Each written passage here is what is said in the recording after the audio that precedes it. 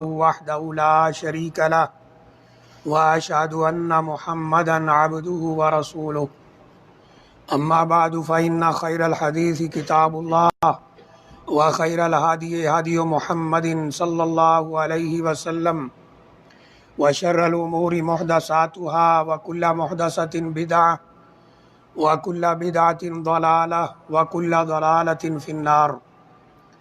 اعوذ باللہ من الشیطان الرجیم بسم اللہ الرحمن الرحیم.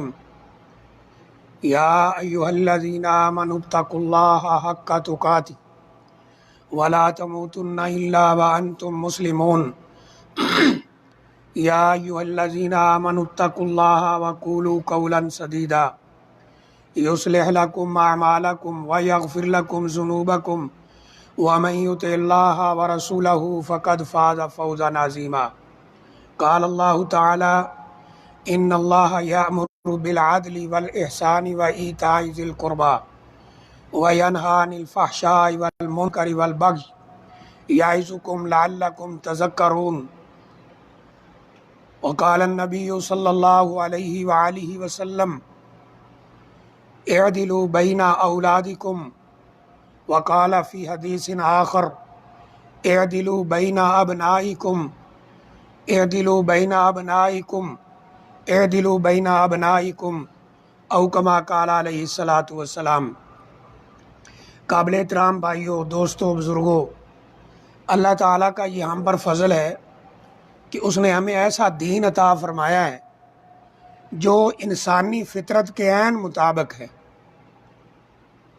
یعنی جو انسان کی صحیح سلیم فطرت ہے ہمارا دین بھی اس کے مطابق ہے.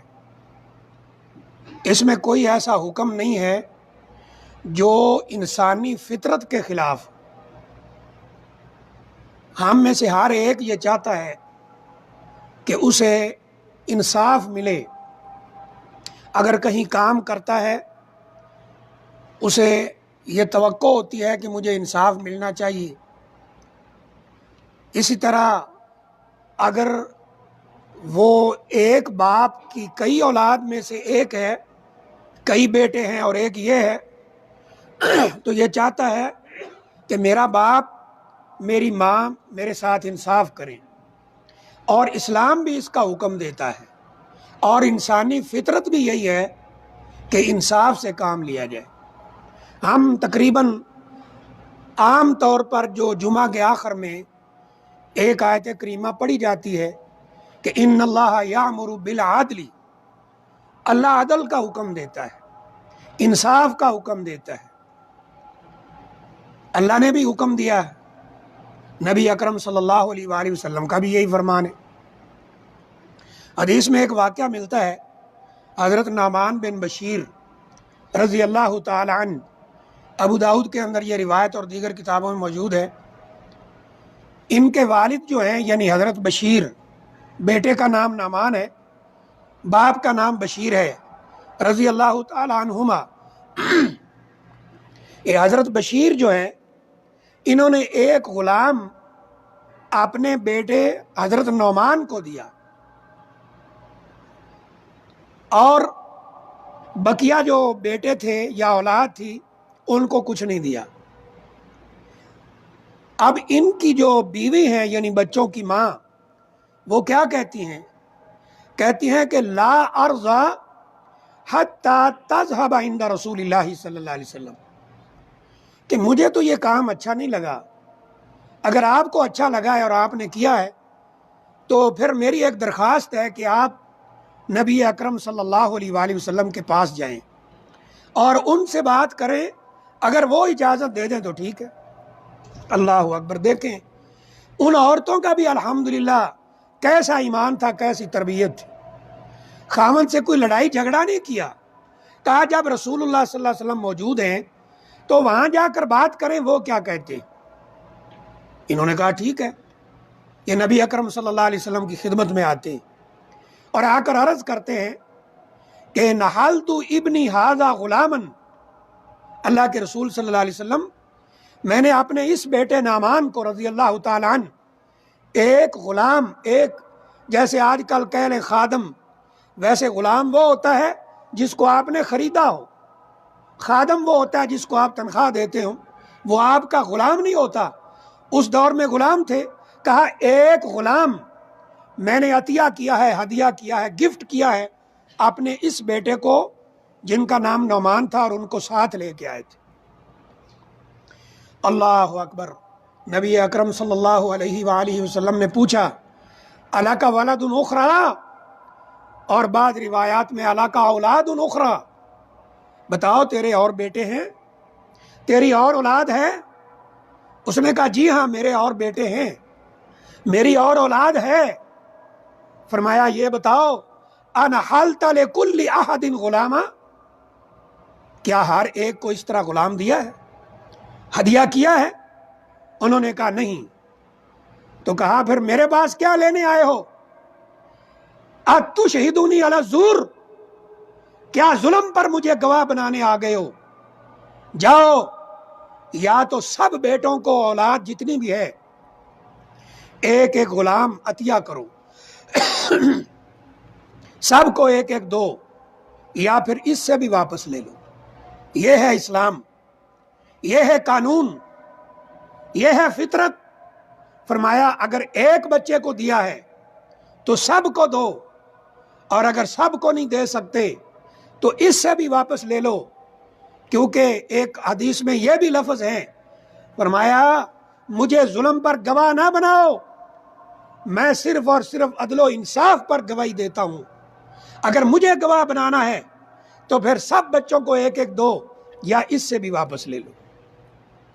یہ ہے دین اسلام.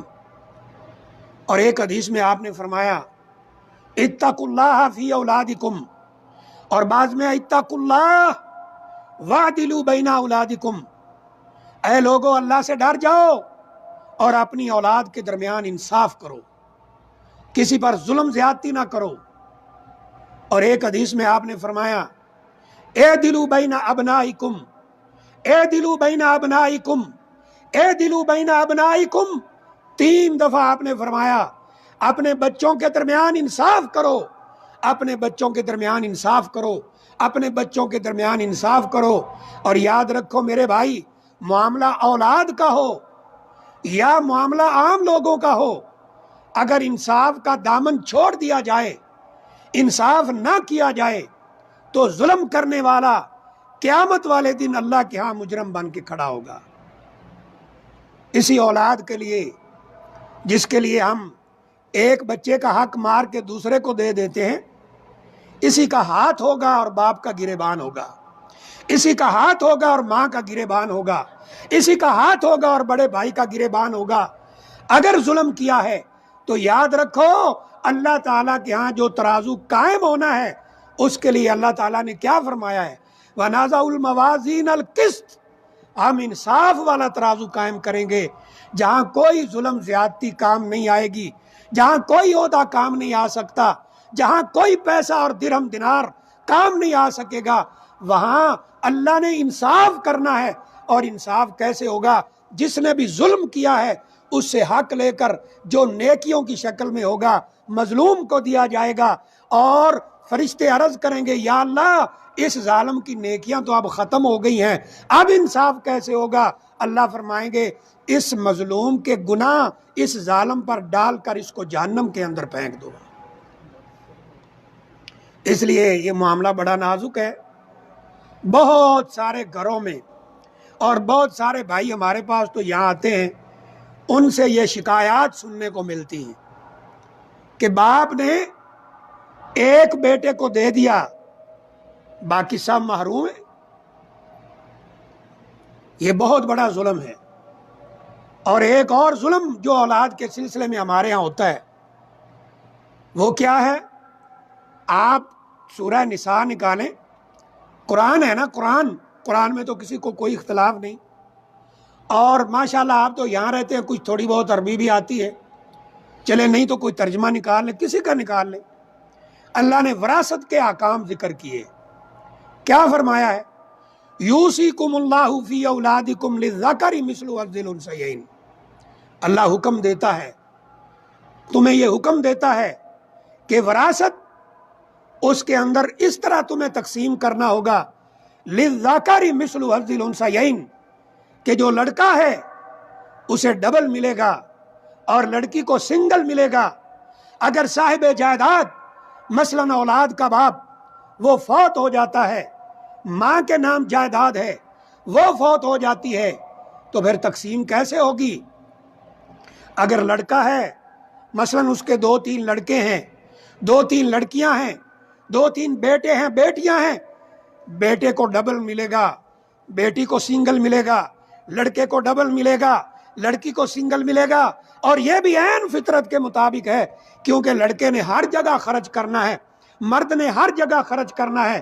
وہ جب کمانے کے قابل ہوتا ہے، شادی شدہ نہ بھی ہو، ماں باپ پہ خرچ کرتا ہے اور بہن بھائیوں پہ خرچ کرتا ہے، اگر اس کی بہنیں ہیں ان پہ خرچ کرتا ہے، اگر شادی شدہ ہو جاتا ہے بیوی پہ خرچ کرتا ہے، اولاد اللہ دے دے اولاد پہ خرچ کرتا ہے، بیٹے پہ خرچ کرتا ہے، بیٹی پہ خرچ کرتا ہے، بیوی پہ خرچ کرتا ہے، ماں باپ بوڑھے ہو جاتے ہیں ان پہ خرچ کرتا ہے، بہن بھائیوں پہ خرچ کرتا ہے۔ اس لیے عین انصاف کے مطابق اللہ نے اس کا حصہ ڈبل رکھا ہے، لڑکے کو ڈبل ملے گا، لڑکی کو سنگل ملے گا۔ اللہ حکم دیتا ہے کہ اگر جائیداد تقسیم کرنا ہو تو پھر لڑکے کو ڈبل دیا جائے اور لڑکی کو سنگل دیا جائے۔ کیا ہمارے ہاں یہ ہوتا ہے یہ انصاف؟ سب کی بات نہیں ہے، لیکن اکثر کیا کریں گے؟ وہ کہتے ہیں جی بیٹی کی ہم نے شادی کی ہے، بیٹی کو جہیز دیا ہے، اتنے لاکھ کا جہیز دیا ہے، ہم نے تو اس کی پراپرٹی کا حصہ جہیز میں دے دیا ہے، اب زمین کے اندر، جائیداد کے اندر، کوٹھی کے اندر، بنگلے کے اندر کوئی اس کا حصہ نہیں ہے، کیونکہ ہم نے اس کی شادی کرائی ہے اور اس کو جہیز کی شکل میں پیسہ دے دیا ہے۔ سبحان اللہ، یہ چالاکیاں دنیا میں تو چل سکتی ہیں بھائیو، اللہ کے سامنے تو نہیں چلے گی۔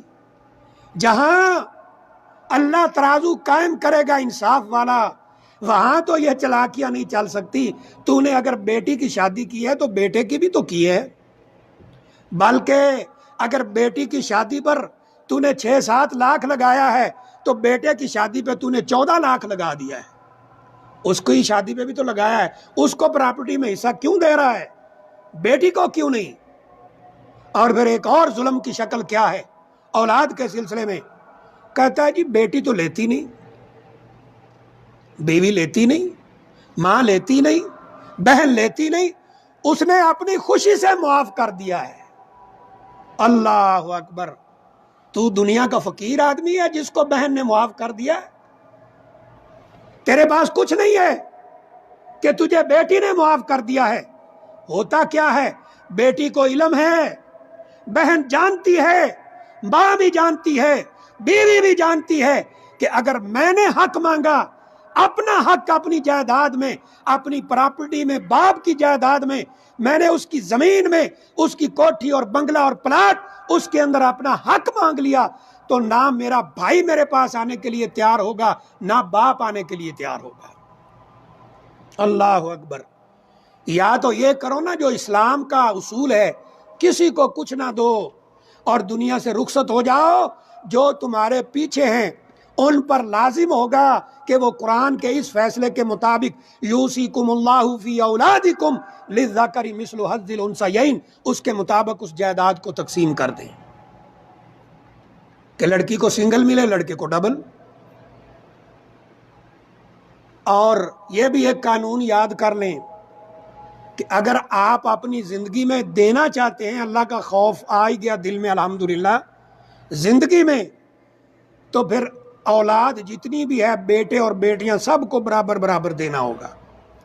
پھر یہ وراثت نہیں ہے، یہ ہدیہ ہے، گفٹ۔ ہدیہ اور گفٹ میں اولاد برابر ہے، لڑکیاں ہوں یا لڑکے ہوں۔ ہاں، اگر وراثت اسے کہتے ہیں، یاد کر لو یہ بات، لفظ جو ہے نا وراثت، وارثہ، وارثہ اور وراثت، اس کا تعلق جائیداد کے مالک کی موت سے ہوتا ہے۔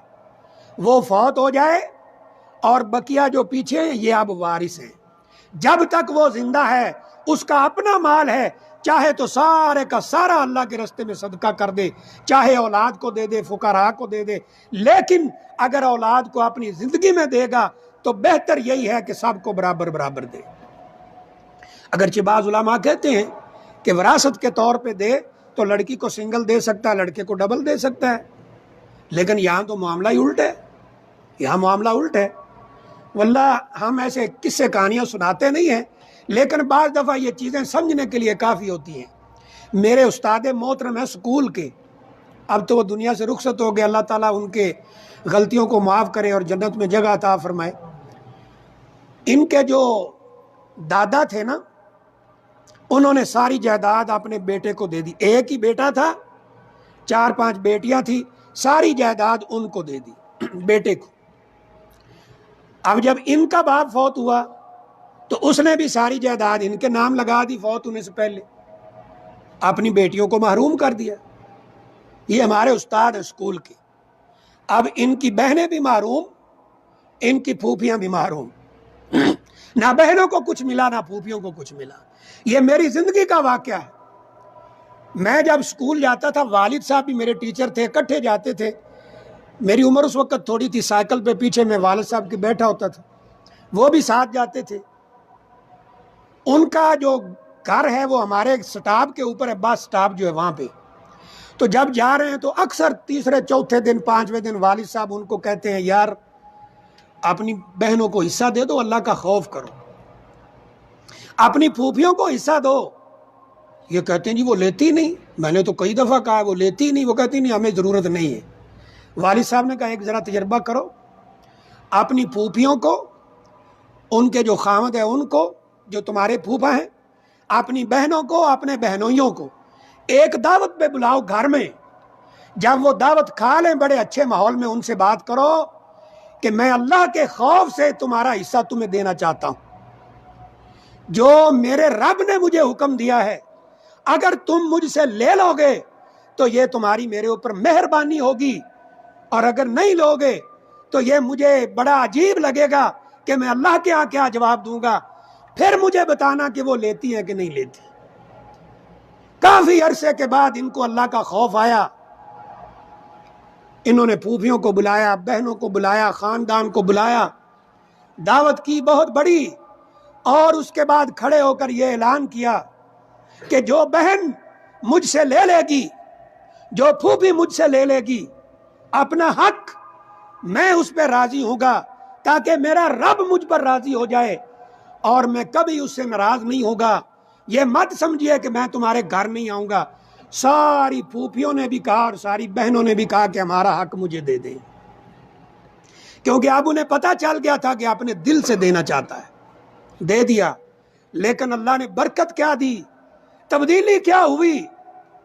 مسجد نبوی میں ہم جاتے تھے ہر روز، جب مدینہ یونیورسٹی میں پڑھتے تھے، اندر لائبریری ہے، میں کوئی حدیث شریف دیکھنے کے لیے اندر لائبریری میں گیا، میں نے دیکھا استاد صاحب سامنے بیٹھے ہیں، پہلے داڑھی نہیں تھی، داڑھی رکھی ہوئی ہے، ماشاءاللہ اتنا نورانی چہرہ۔ میں نے کہا یہ تو میرے استاد لگتے ہیں، میں نے جا کے سلام لیا تو مجھے کہتے ہیں تو یہاں ہے؟ میں نے کہا جی میں تو یہاں پڑھتا ہوں۔ کہا اللہ اکبر۔ میں نے کہا آپ نے داڑھی رکھ لی؟ واللہ مجھے کہتے ہیں تیرے باپ کو اللہ جزائے خیر دے، اس کے سمجھانے پر میں نے اپنے ساری بہنوں اور پھوپھیوں کو حصہ دیا۔ آج اللہ نے مجھے توفیق دی ہے، میں پہلے نماز نہیں پڑھتا تھا، پکا نمازی ہوں، پہلے داڑھی نہیں تھی، میں نے داڑھی رکھ لی ہے، پہلے میں حرام حلال کی تمیز مٹا کے کھاتا تھا، وہ بھی میں نے ختم کر دیا ہے، اور میں نے ایک مسجد بنائی ہے، وہاں ایک عالم رکھا ہے تاکہ وہ لوگوں کو دین سمجھائے اور یہ اندھیرا دور ہو جائے۔ یہ ہے میرے بھائیوں، اللہ عدل کا حکم دیتا ہے، انصاف کا حکم دیتا ہے، اس لیے اس بات پہ غور کرنا چاہیے۔ اللہ تعالیٰ سے دعا ہے اللہ مجھے بھی آپ کو بھی عمل کی توفیق عطا فرمائے۔ اقول قولی ھذا واستغفر اللہ لی ولکم ولسائر المسلمین من کل ذنب فاستغفروہ انہ ھو الغفور الرحیم۔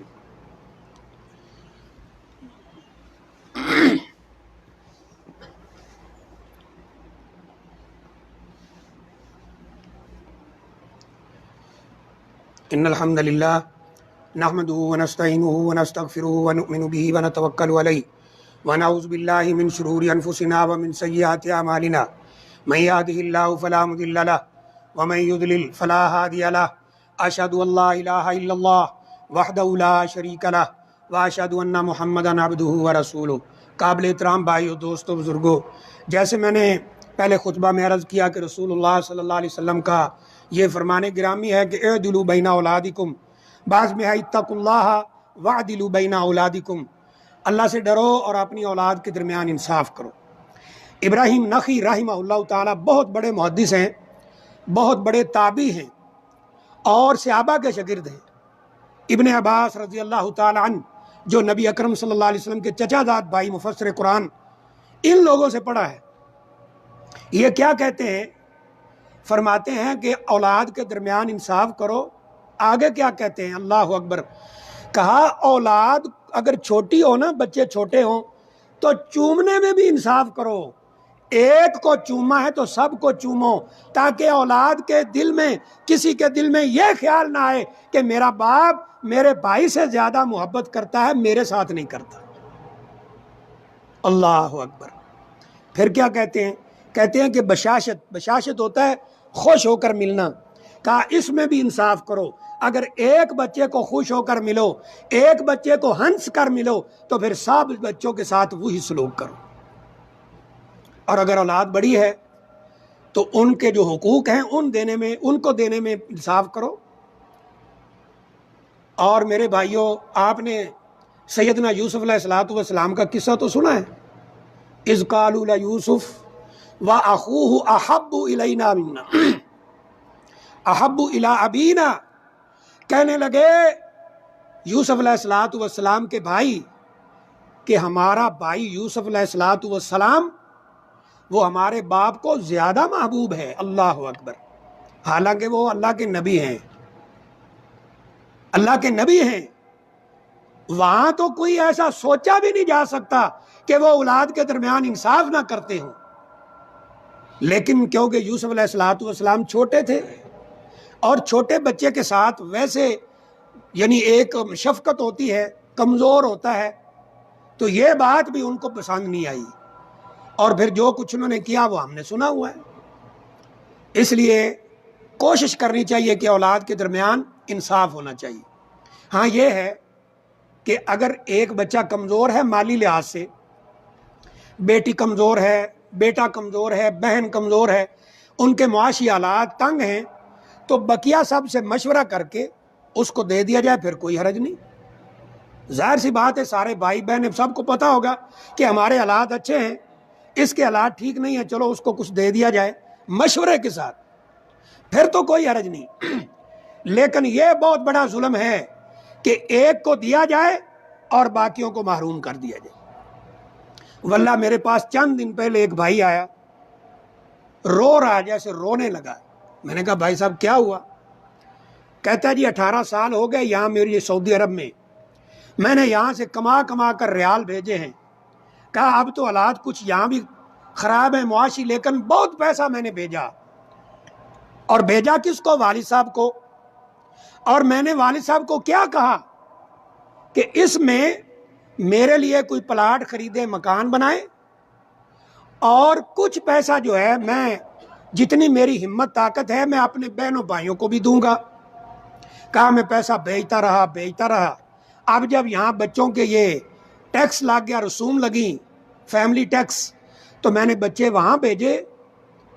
कहते हैं मैं बच्चे छोड़ने के लिए वहाँ पहुँचा, साथ खुद भी गया। वालिद साहब को मैंने कहा कि मेरा मकान, मेरा प्लाट, मकान बना हुआ है सब कुछ, लेकिन वालिद साहब कहते हैं कि इसमें तेरा तो कोई हिस्सा नहीं है। मैंने कहा क्यों? कहा ये तो मैंने तुम्हारे छोटे भाई को दे दिया है, उसके नाम लगा दिया है। तो मैंने कहा मेरे बच्चे? कहा तेरे पास बहुत पैसा है और मकान बना लो। अल्लाह अकबर। ये क्या जवाब देगा इंसान अल्लाह को क़यामत वाले दिन? लेकिन यह बात भी अपनी जगह पे सच है कि जो शख्स दिल का साफ होता है, दूसरों के साथ तावन करता है, अल्लाह उसे कभी ज़ाया नहीं करता है। इसकी वे देखे क्या हुआ, ये बड़े अफसोस के साथ वापस आता है, कंपनी को लेटर देता है कि मेरा खरूज लगा दें, मेरा हिसाब किताब दे दें, मैंने जाना है, ये प्रॉब्लम है। लेकिन कंपनी इसे छोड़ना नहीं चाहती। वो ज़रा कुछ लोग होते हैं जो जिसके बगैर यानी कंपनी को नुकसान हो सकता है, تو انہوں نے کہا دیکھیں ہم آپ کو ایک مشورہ دیتے ہیں، آپ حقوق لے لیں، جائیں مکان لے کر بچوں کو سیٹ کر کے اسکول میں داخل کرا کے واپس آ جائیں، آپ اپنے حقوق لے سکتے ہیں، خروج نہ لیں۔ حقوق لیے جا کے مکان، اب وہ کیا کہہ رہے ہیں کہ مجھے اللہ نے اس سے بہتر مکان عطا کر دیا ہے، لیکن باپ کیا جواب دے گا؟ اللہ اکبر۔ اور یہ قصہ ایک بھائی کا نہیں ہے، کئی لوگوں کا ہے، یہاں سے کما کما کر بیچتے ہیں، باپ بغیر پوچھے دوسروں کو دیتا ہے، جب یہ بات کرتا ہے میرا حصہ کہاں؟ کہتا ہے تو اور کما لے، تو باہر کام کرتا ہے۔ بھائی کام کرے یا نہ کرے، باپ کا حق تو بنتا ہے نا کہ انصاف کرے۔ تو میں اللہ سے دعا کرتا ہوں اللہ ہمارے حال پر رحم فرمائے، اللہ تعالی ہمیں اولاد کے درمیان، ماں باپ کو اولاد کے درمیان، بہن بھائیوں کے درمیان انصاف کرنے کی توفیق عطا فرمائے۔ عباد اللہ ان اللہ وملائکتہ یصلون علی النبی یا ایھا الذین آمنوا صلوا علیہ وسلموا تسلیما اللہم صل وسلم علی رسولنا وحبیبنا محمد اللہم ارض الخلفاء الراشدین ابی بکر وعمر وعثمان وعلی وعن سائر الصحابة اجمعین اللہم انصر الاسلام والمسلمین اللہم اذل الشرک والمشرکین اللہم دمر اعداءک اعداء الدین اللہم انصر اخواننا المجاہدین فی کل مکان اللہم انصرهم علی عدوک وعدوہم اللہم ثبت اقدامہم وسدد رمیہم واجمع کلمتہم یا رب العالمین اللہم انصر اخواننا المستضعفین فی کل مکان اللہم ردہم الی اہلہم سالمین اللہم تقبل شہداءہم وعاف جرحاہم یا رب العالمین اللہم انکا عفو تحب العفو فاعف عنا اللہم وفق امامنا لما تحب وترضى واخذ بناصیتہ الی البر والتقوى اللہم انصر اخواننا المجاہدین علی الحدود یا رب العالمین اللہم انکا عفو کریم تحب العفو فاعف عنا ربنا ظلمنا انفسنا وان لم تغفر لنا وترحمنا لنکونن من الخاسرین ربنا آتنا فی الدنیا حسنہ وفی الآخرۃ حسنہ وقنا عذاب النار عباد اللہ ان اللہ یأمر بالعدل والإحسان وإیتاء ذی القربى وینہی عن الفحشاء والمنکر والبغی یعظکم لعلکم تذکرون سبحان ربک رب العزۃ عما یصفون وسلام علی المرسلین والحمد للہ رب العالمین۔